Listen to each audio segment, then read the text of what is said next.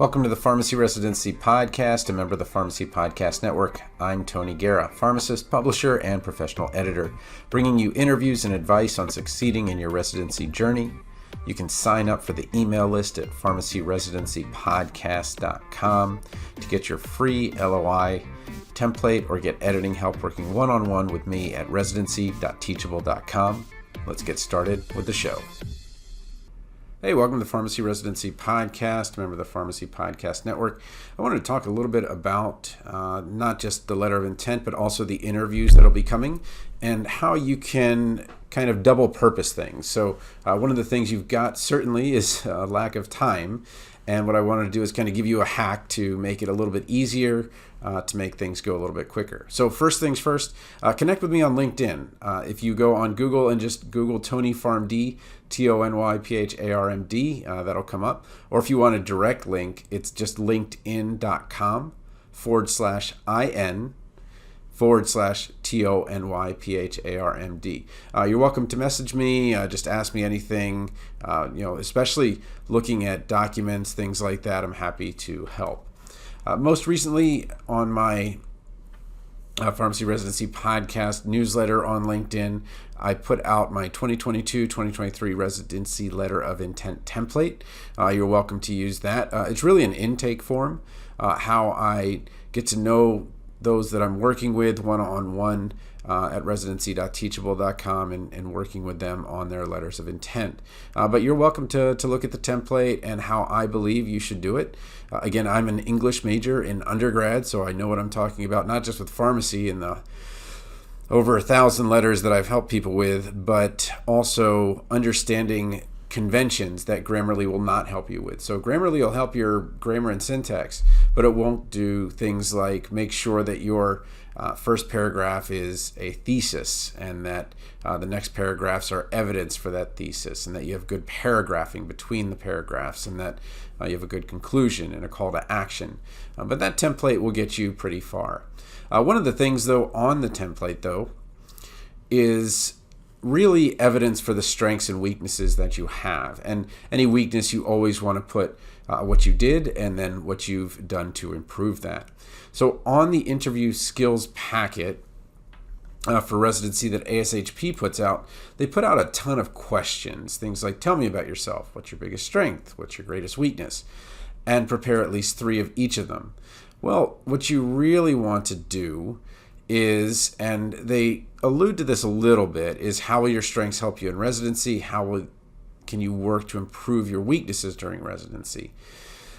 It can be a trap. So I wanted to first direct you to the interview course that I have. I wrote a book and prepared these questions with Brandon Dyson of TLDR Pharmacy, and you may have run across them.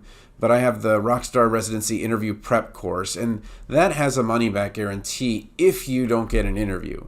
So if you're like, what do I need an interview course? I haven't gotten any interviews. If you don't get an interview, we'll give you your money back. That's no problem. But Rockstar Residency Interview Prep, that might be a place that you want to start actually before you write your letter if you haven't written it. Because if you start kind of thinking, and I'm not sure why this is, but for many students, it's a lot easier to create a PowerPoint of what they're going to say and a PowerPoint of what they want to write in their letter before they actually write the letter.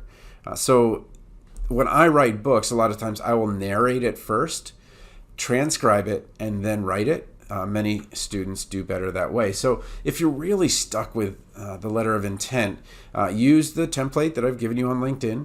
But if you're really stuck with saying those things, instead of taking the time to try to write it out, just go ahead and open up your voice recorder on, I have a Apple everything. So you just put on your voice recorder on Apple. It's called Voice Memos. You already have it on your phone. And just record yourself. And go to TEMI.com, and that will provide the transcription for a couple dollars for the whole thing. And from there, you have what's called your vomit draft. You just kind of vomit it up, and that will really help you get that letter going. But you also want to do that with your interview answers.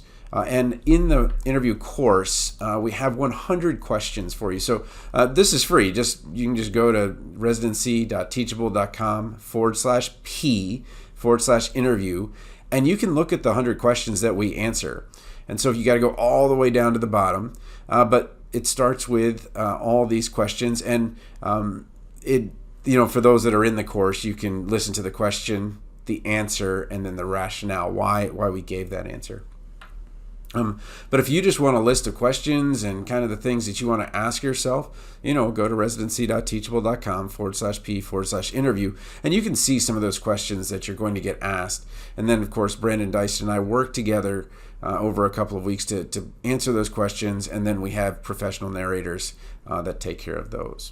But let's go to the strengths and weaknesses one, because I think that that's really where I want to put today's episode.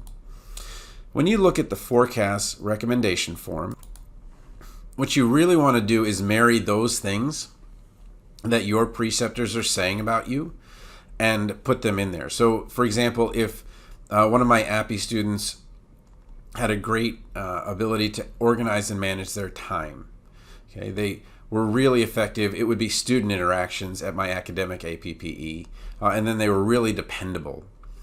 If they knew that I was going to put those types of things on their recommendation form, and now they're thinking about preparing for their interview, well, they would want to put that in their letter of intent as their strengths. Now, what you really don't do in the letter is say, these are my strengths, these are my weaknesses. But what you do is you provide the evidence for those things. So instead of saying, I am able to organize and manage time, you talk about those events that you have organized and those people that you have managed. For those effective student interactions, you talk about how you were a peer mentor and how you've worked as maybe a Rokai mentor. For dependability, you talk about how you were there for rounds and you were rounding with people and all those things. So the one thing that when you're talking about residency and who gets accepted for residency is that there's a misunderstanding that you need to be the very top candidate, that you need to have the best resume. And if you've ever heard the expression good on paper, what residency interviews are doing is they're trying to get rid of good on paper and good in real life to get good in real life. And the way that happens is that your letter matches your recommendations, which matches your interview. And the best way to figure out what that is to talk to your preceptors and figure out, okay, what is it that they really see in me as their best skill? So with a nation of introverts, many pharmacy students are introverts, and there's nothing wrong with that. An introvert simply gets their energy from being many ways away from people, where an extrovert gets their energy from being with people. So if you wonder why siblings argue or fight, I've got a daughter who is very much an introvert. She gets her energy from that quiet time. And then I've got the extrovert daughter who is trying to talk to her and be with her. And so there's a big disconnect there. And that's something that when you're looking at who you are and how you match up into the group, for example, I have another student who was really, really great in terms of really talking to the students. They really leaned into her. They wanted to really they felt very comfortable around her. And many times as a professor, the students do feel much more comfortable around the APPE students than they will around you. So when I would talk about what she had, certainly the oral communication skills and, being able to, have those interactions with the student, and then also work with peers and communicate effectively, those things as well. So when you're talking about strengths and weaknesses, and we can start with the letter of intent, what you want to do, and I've talked about this before, but what you want to do is fill out your own forecast recommendation form. What are your writing skills and where do you see yourself? What are your oral communication skills and leadership and mentoring skills and assertiveness and ability to organize and manage time? And then ask your preceptor, which of these, if you were to write a recommendation, would you really feel that I was strongest in? And then what you could do is kind of put together what that would look like in terms of comments and things like that. And so when you get down to here, when you actually have to provide the two strengths of the candidate and two areas of improvement of the candidate, it's a lot easier for them to do it because you've already had that conversation, and maybe you've already had that actually written into your record at the midterm evaluation. So two of the big strengths that residencies like to see, and the reason that this isn't alphabetical is they know that you're going to be doing a research project, so that writing skills is going to be really important.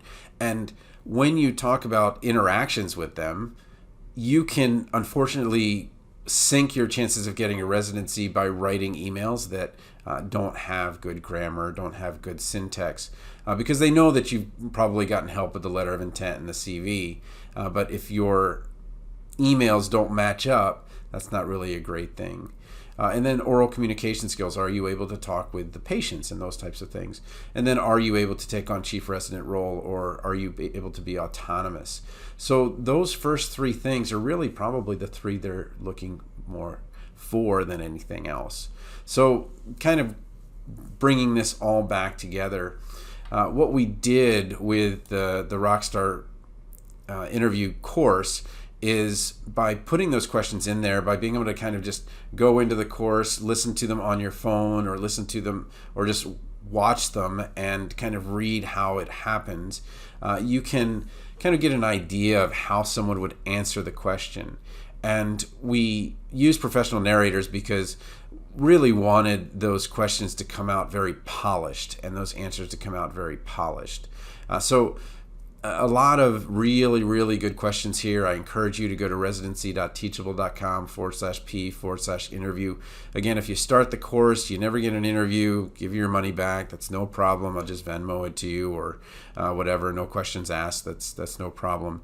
Because, again, we just want you to succeed, but you really, really, really have to kind of get ahead of things when we're talking about succeeding in the interview, succeeding on the letter, and getting ahead of things means that you are answering questions that they're going to ask you for yourself before you ever get to the interview, because then you have a really, really good idea of where you're going to fit in and how to apply to the right place.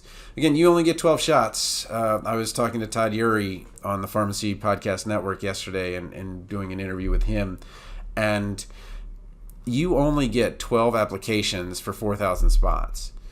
And the biggest mistake you can make is applying to the wrong place. And the way that you apply to the right place is to know yourself and to know where you're really going to fit in.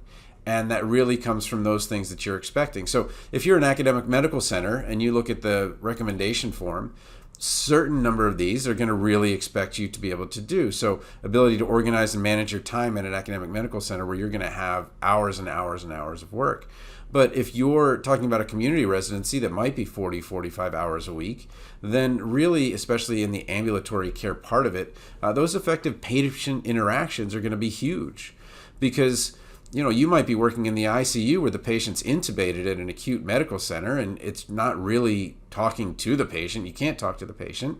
It's going to be organizing your time and working with the peers and communicating effectively with them. Whereas in an ambulatory situation, you're one-on-one with them. Maybe you're on their phone with them. Maybe you're on Zoom or something like that. And you have to have effective patient interactions.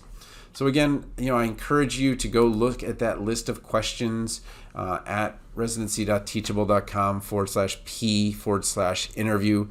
You can check out those questions at the bottom and just see, can you answer them? Or do you want to take the time to answer them? Because we've already got the answers for 100 questions on there for you. So you have questions for me. Obviously LinkedIn is just a really quick way. It's almost like a chat, a very quick way for you to ask me a question or two. I'm happy to take your connection if you're a pharmacy student or resident and do that. Ask me anything. But also, if you want to email me, tonythepharmacist@gmail.com. Don't feel like we have to have a business relationship. I'm happy to try to answer some questions. And while I won't, unless we're working one-on-one, to be fair to the people that work with me, I won't revise your letter of intent. If you send me a letter of intent, I can tell you what I would think about it and what things that you would need to work on if that's something you want me to do. All right, well, got to get to dropping the kids off at school. So tonythepharmacist@gmail.com. I'll talk to you soon.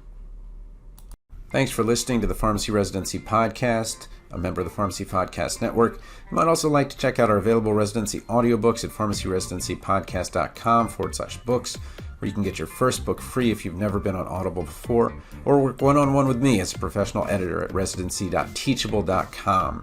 Feel free to send an invite to connect with me, Tony PharmD, on LinkedIn, or email me at tonythepharmacist@gmail.com with questions. Music was by Policy.